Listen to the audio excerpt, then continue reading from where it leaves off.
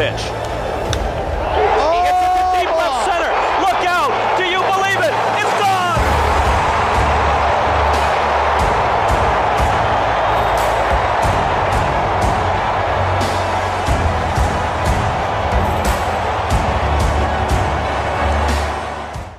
Hey guys, it's Clay. Welcome back to the channel. Today we're going to do my top 25 Ryne Sandberg cards. Now, to give you a little bit of a background, when I was a kid, I used to watch WGN, the Chicago Superstation, in the mornings before and after school. Before school, I'd watch the Bozo Show, and of course when I came back, they'd have the Cubs, because they always played day games on WGN. And that's kind of what started my love affair with the Cubs and with, of course, Ryno. I collected for, a fair amount of time until I was, a teenager. When I did collect, I never collect singles. I typically collected sets, and of course those sets are long gone. I really started collecting in earnest back when the pandemic hit. I think that's, a very similar story to a lot of folks. And when I got back into it, I really got back into baseball itself and started following a lot of the younger players, the active guys, because it's fun to follow. I've since kind of redirected how I'm collecting. A lot of my funds are now being channeled towards collecting my hero, and heroes plural, Ernie Banks, and of course Ryne Sandberg. Now, the last few months, I really kind of kicked it into overdrive and been collecting a lot of, in my opinion, a lot of really nice pieces. So I thought I'd go ahead and, hit pause for now and just show you guys what I've collected. I'm not going to show you everything because, that would be a fairly long video. So I've decided to kind of condense it into a top 25 and with a couple, honorable mentions. And without any further ado, let's get going. I just got this in today, by the way. So this is going to be displaying my top 2 cards. You can see there's front and the back. Part of my display, obviously it's not going to be here where I do my work, but elsewhere where I have the rest of my cards. So anyway, super happy that I got this, plus it rotates, which is really cool. Super nice. But anyway, so that's how that goes. Let's go ahead and start with our honorable mentions. I got kind of like a half and half. Half is newer stuff. The other half is like playing day stuff. And these are pretty nice cards. The first one is this from 2023, pretty recent pickup. Is the Panini Chronicles Boys of Summer. It's their usual America's Pastime thing, but this is, of course, him. And I know. I tend to try not to collect unlicensed cards, but if it follows a certain rules, then I'll be okay with it, especially if it's Cubs. Like, if you don't show where it's obvious there should be a logo there, like a side view like this, where you still have his number, his name, his obvious, his image, I think it's perfectly fine with me. You don't need a big Cubs logo on the card. It's fine with me. This is a 7 out of 7. It's the pink. I couldn't find anything that was a shorter print run. But it's a pretty card. I really like it. It's got really nice details in it. So if you're into collecting, non-licensed cards, you could do worse. It's anyway, I'm not going to spend too much time on each card because we have a lot of cards to get through.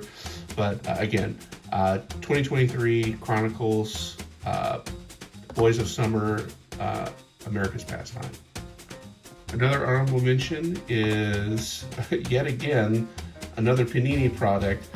This doesn't really quite follow the rules, except for the fact that it's not Chicago Cubs. It's obviously a Phillies uniform that's missing all the stuff. So it's not quite as egregious to me. You got these you got a really cool patch in here, and some of that light blue uniform.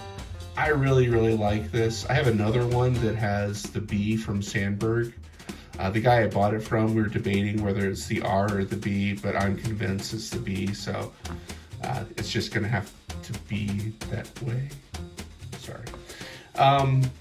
But again, it's a beautiful card. If you look at it, it has a lot of very fine details into it, plus that gold shimmer.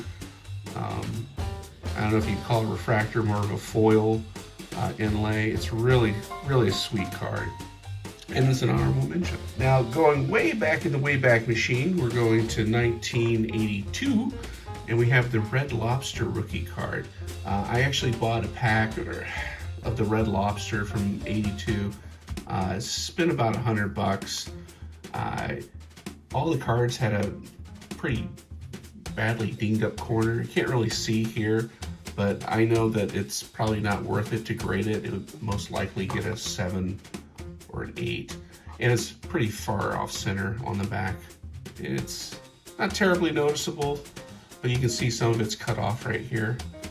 So, but anyway, I'm just going to keep it like this, and still a great looking card.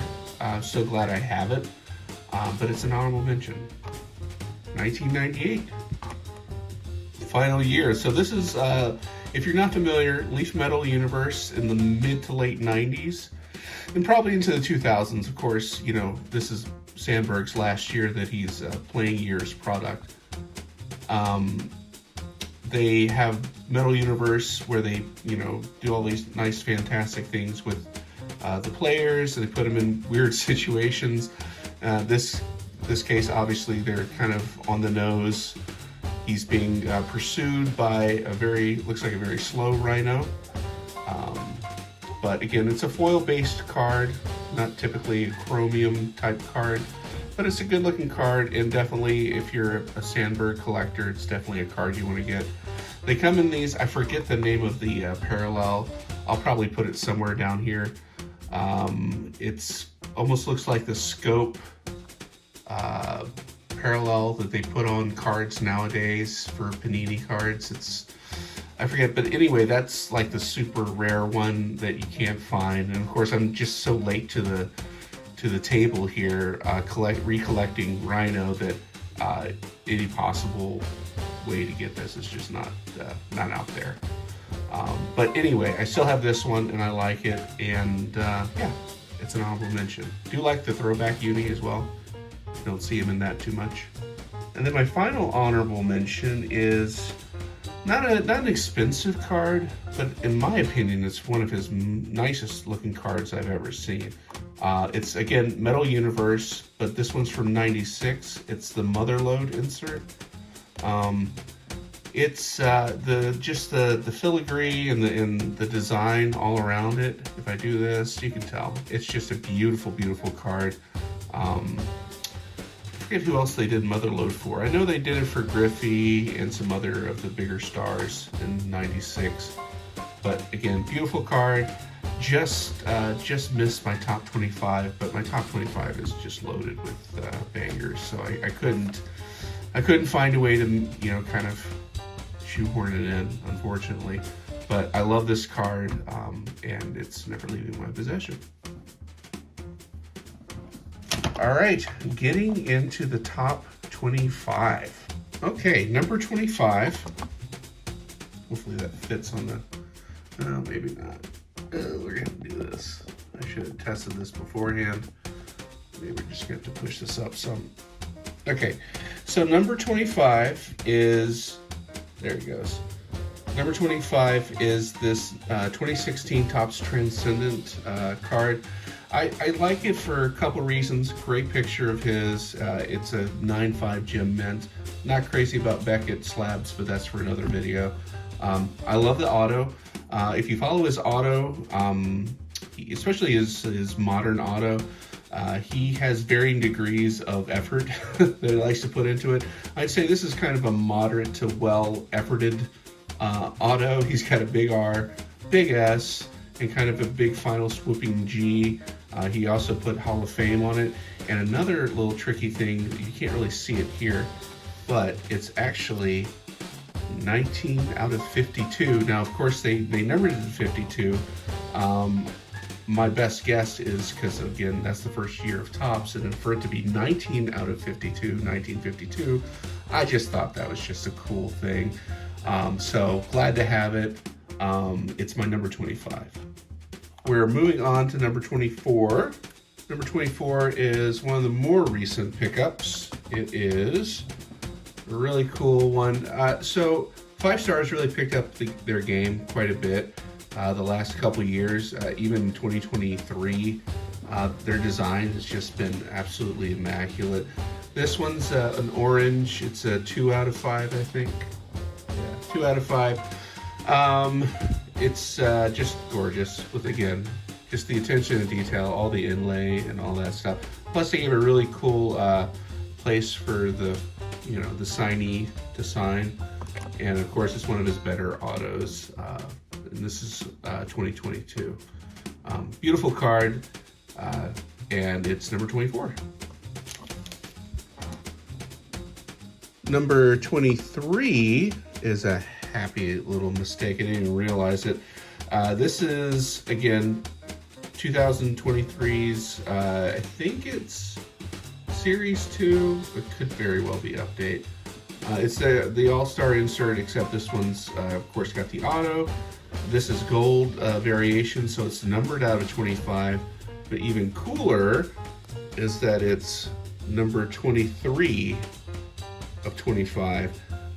So again, jersey number match is always really cool when you're trying to collect a certain guy. Great looking card, great auto. Moving on.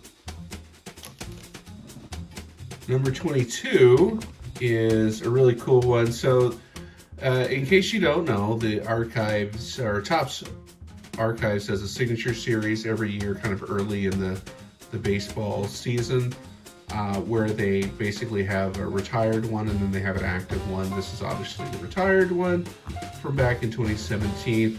Love the picture. Just kind of like a head-on shot of his, where he just didn't look like he was quite ready. Very, very young picture of his in one of my favorite designs, which is the 1953 design, which they typically use for the living set each year. In this case, I want to say it was just an archives set from, I want to say 16, I'd have to check. Yeah, it's 2016. So what they do is they do what's called, buyback. They just get these collected amongst, collectors, and depending on the variations, they send them off to get signed. So this isn't like, a card that's actually set up to be signed. It's signed almost like you would through the mail, except it's stamped. So it's certified, that it's legit, and plus it's encased.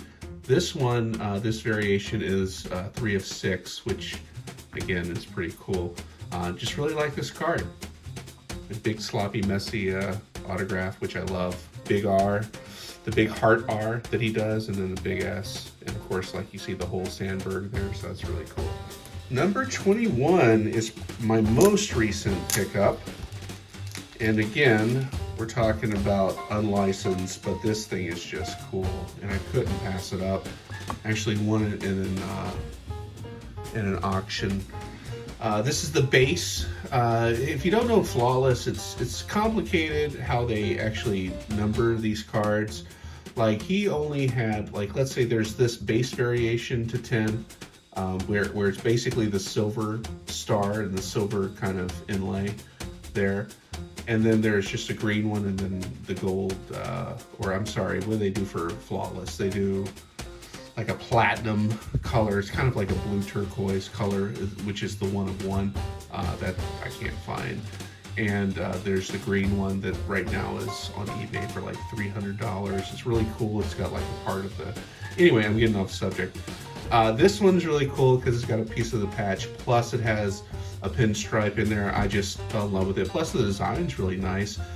Yes, you can see there's really no arm patches, there's no hat thing, but his picture is just such a small part of it.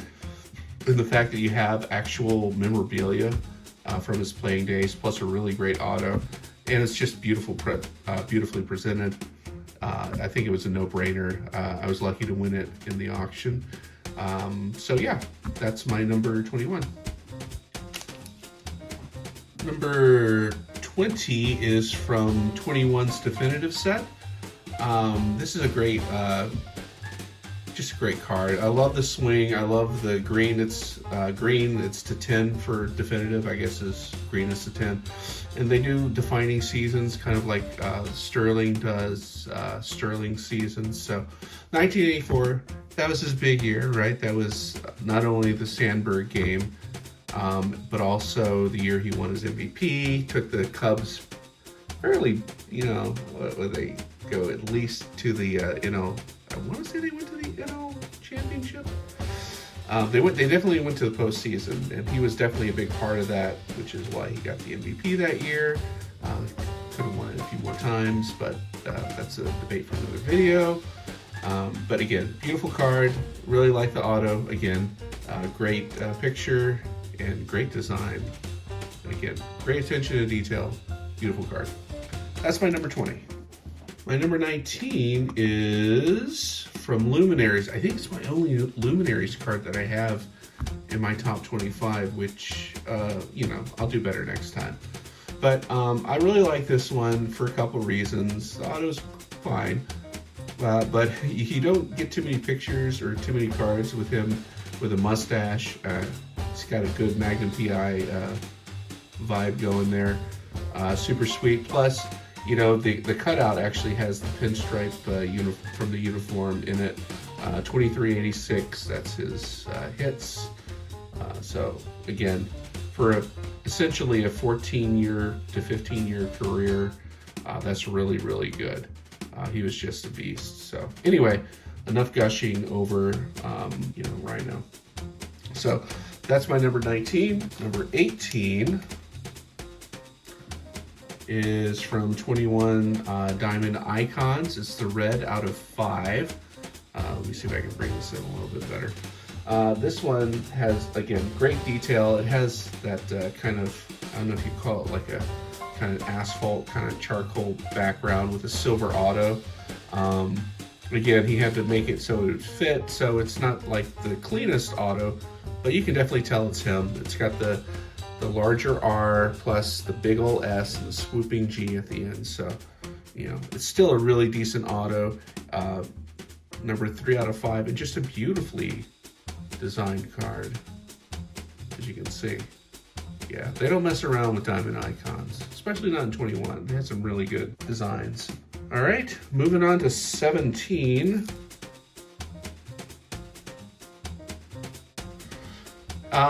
So this one's a great looking card. This is from 2004. I think it was their first year, at least first year that he was in there, where they were doing the Topps retired signatures. So they would have a chromium version of the Topps design for that year.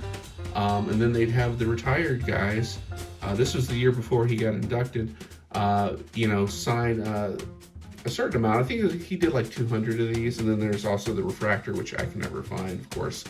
Like I said, late to the show. But again, beautiful design. Almost flawless card. It's a 9.5. I had it sent off. But I love the auto, how bold it is, especially for it being a, 20-year-old card? That's a very, very bold auto. And of course it was encased all this time. I also have the 2005, but the design doesn't quite meet the standards of that one. But again, beautiful, beautiful design. And yeah, number 16, we're going back to 21 Diamond Icons, and we have another red, 3 of 5. And this one actually has a piece of relic. Beautiful card, just a great strong design, great auto, just one you want to show your friends. Look at that thing. Just a gorgeous, gorgeous card. Anyway, not much else to say about it. It's a great looking card, and it's my number 16. This one I actually pulled, luckily, from a hobby box of 22 Topps Chrome Platinum. Gorgeous card. I just love it to death. It's the Red Lava version, or parallel of his card. I have seen one other Red Lava version, and it was also a PSA 10. But other than that, I haven't really seen any other ones like this. I haven't seen the one of one, which would be a goal to get, unless someone's already bought it. I wouldn't be surprised. But again, great looking card. Super psyched when I pulled it. I've got the video posted if you want to check that out. But yeah, so without any further ado, that is my number 15. So my number 14 is another one of those archive signature series, except this one is just absolutely gorgeous. You put the Hall of Fame 05 in there, which is really great. You can see the archive stamp. Couple great things about this. Again, this is the 2017 Stadium Club, which I love Stadium Club designs. Great photo of him. This is a one of one, which makes it even more unique. Beautiful card. Didn't pay too much for it, which is great. Got it from my friend, who's also a huge Ryno collector. So, but yeah, again, a great card, a one of one, which is absolutely a great looking card. So, but I just love this definitive design, and I know there's like purple, and there may be like a green version that's, you know, a smaller serial number, but this is a great looking card. A great picture of him, great auto, well centered, beautiful. It's one of those gold framed autos, but the great thing about it is, check that out. Like, check out all that attention to detail, all that filigree in the background. Just a really handsome card. So again, number 13 is the 2017 definitive. Number 12 is yet another Diamond Icons out of 5. Really sharp looking card. It's one of 5. Great auto. Love the design. Love that it has the relic in there. I assume from one of the home, blue jerseys. It's not a patch. If you look, you can actually see the fabric itself and not the firm patch. But again, another great red out of 5 Diamond Icons. They're not easy to come by, and it's a beautiful card. So glad I was able to snag it. It's from this year's Diamond Icons. Was able to get it off of eBay. Number 11, and I guess I'll use the little spinner. Number 11 is not one card, but 3. His 3 rookie cards I actually sent off to him. Come on, there you go. I actually sent off to him back in the early days of the pandemic, and was lucky enough to get him to sign it. He's only asking $5, at least back then he was. I'm sure he's asking more now. For each signature, I sent him a gold marker, thought it looked cool. In retrospect, probably a red or, even like a bold blue might have worked out better. Maybe not on that. We'll wait for it to come back around. But red on there for sure. Definitely red on that blue uniform, and that one's blue as well. So yeah, but again, I love it because I sent him off to him and he signed them, and that's definitely his auto. I'm not worried that it got sent off and someone had a little fun at my expense. I'm rambling. Anyway, I was super stoked when it came back, and yeah, that's my number 11. Number 10 is something you don't see every day, but if you look on eBay, you'll be able to find them fairly easily. I haven't seen another one like this, but that doesn't mean they're not out there. This is what they call a first day cover, where they commission someone to design these stamps. It's actually really cool. It has this kind of gold inlay. This was done in 1984, if you believe it, with like a silk screen process. As you can see, it's really shiny. It's really cool. So what they do with first day covers, they issue a stamp on the same day, and they stamp it with that postmark. This time it's in New York City, November 13th. That's, I presume that's when he was announced that he had won the MVP award. They typically announce him in mid-November. And the great thing about this, if this wasn't great already, is this auto. This auto looks like an early auto for him. You know, big R, big S, and then you really see the Sandberg written out. It's not as big, it's not as choppy. So this is definitely like a pre-90s. So he may have signed this almost right after, I don't know, but it's in great condition. Got it for an absolute steal on eBay a few years ago, and super happy it's in my collection. I know it's technically not a card, but I'm sure you can forgive. Number 9 is another beautiful card, and the final non-licensed Panini card. This is yet again a Chronicles card, but it's just gorgeous. As you can see, it's numbered out of 10. Beautiful American flag card. It's the I forget what it's called, American Autographs from 2020.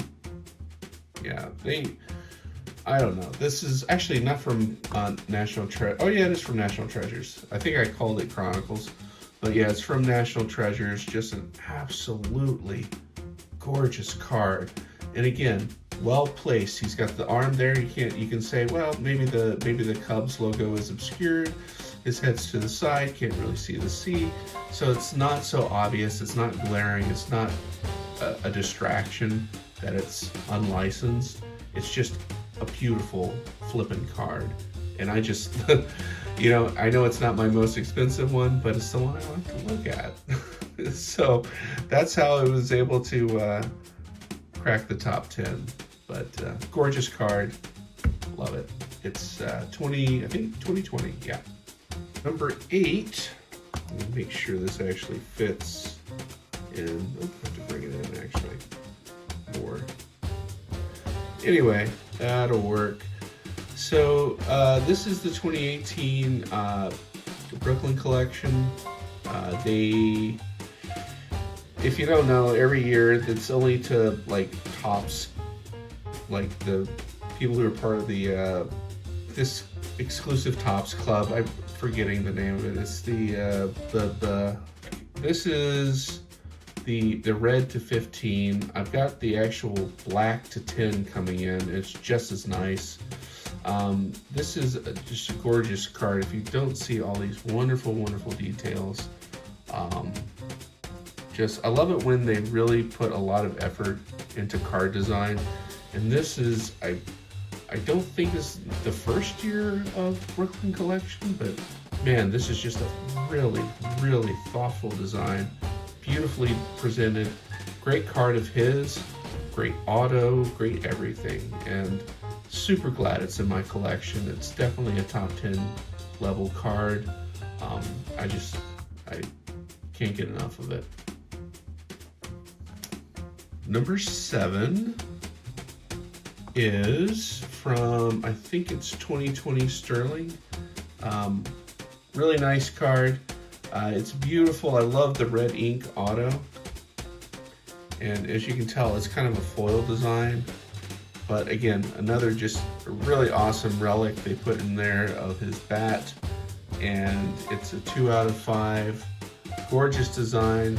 It's the Sterling Seasons 1984. Again, back in that other card you saw back in what is it, number, it was number 20. It was that green. Was the definitive season 1984, and of course it was also a Sterling season apparently to Topps. But again, gorgeous card. Not much else to say about it. Number 6 is like a gotta get for any serious Ryno collector, and of course it's the 91 the signature series from Donruss. I think it was the first issue that actually had pre-autographed cards in it. I could be wrong, and then again I could be right. I don't know for sure, but I'm pretty sure he was one of the first subjects as well, so that's really cool. Again, big, huge auto on it, just love it. Great picture of him. This one's in really good condition. The corners, they've seen a little bit better days, but they don't look rough by any imagination. And all these were numbered to 5,000. And if you want to buy one, typically you're going to be paying anywhere, depending on the grade, anywhere from, I'd say, probably $300 to $1,000. I got this one fairly good price because it was ungraded. But anyway, it's definitely a top 10 type card. Some folks might actually call this their holy grail for Sandberg cards, but I got a few that I like just a little bit better. We're moving into the top 5. To lead things off, I have this really cool one, again bought from the same friend who is a huge Ryno collector, and it is the 2015, I guess you call it a Decker Relic. I think the actual name for it is, but it's from Triple Threads. What do they call it? It's the 10th anniversary Deca Threads. Okay, so that's it. So it's essentially, there's no patches, but it's a beautiful card, again with a great foil kind of design to it. You can actually almost make out, I want to say it's like 7 out of the 10 swatches you can actually get a pinstripe in. There's 3, 4 here, and I think 3 over here. So yeah, 7 out of 10 ain't bad, if you ask me, love. Again, beautiful card. Came in this awesome case, and again, it's my number 5 card. Number 4, and this might seem a little out of order between this and number 3, but I'll explain whenever you see them because they're both Dynasty cards. This is the 1 of 1 from 2018 Dynasty. It's the 1 of 1 that's a dual relic card. Again, the 1 of 1s for 2018 were covered in gold, and that's just a beautiful design. Only thing that's a little off-putting is the gold auto on top of it, or I guess you'd call it bronze auto. It doesn't really pop. I think it would have been better with a blue or black autograph, but again, beggars can't be choosers. It's a beautiful card. Got it for a great price. Number 3 is a really cool one as well. Again, from Dynasty, from 22 Topps Dynasty. Gorgeous card. Really cool thing about it. Again, huge patch, tricolor patch on there. I assume from the, you know what? The more I think about it, the more I think it's probably from one of his numbers. So maybe this is just the blue, the actual jersey. But anyway, the really cool thing about it is he autographed, it was an autographed game used jersey that they cut up for this. So you actually get a dual autograph. So I thought that was really cool. Won it on eBay. It's out of 10. If you know the Dynasty design, the kind of silvery inside is to 10. Then they had like black, which was to 5, and then gold, which was 1 of 1. But this is just a gorgeous card. Love it. All right, top two, here we go. This is the 1 of 1 from 23 sterling. As you can see, it's got like 5 patches in it. It's just an absolutely gorgeous card. And the only like knock on it is they didn't give him a whole lot of room to write his, you know, to do his auto, but it's a beautiful card regardless.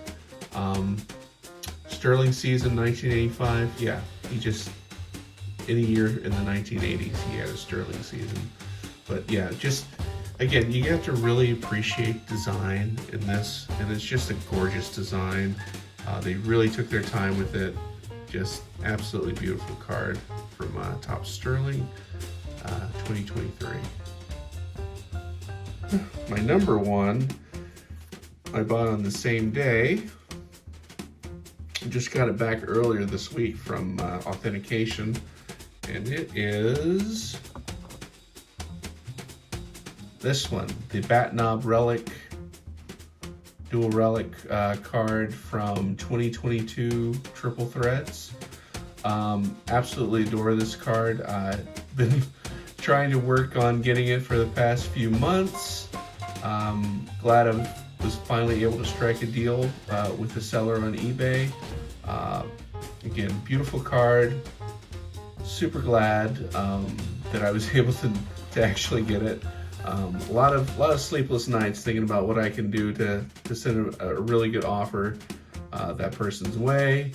But finally he relented. I guess if you persist enough, you can get what you want.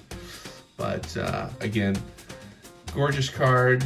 I think I will turn this on and maybe put the other, my number 2 right there. There we go. Stop screwing up the motor. But yeah, guys, so that's my number 1 and my number 2. Again, love all my cards.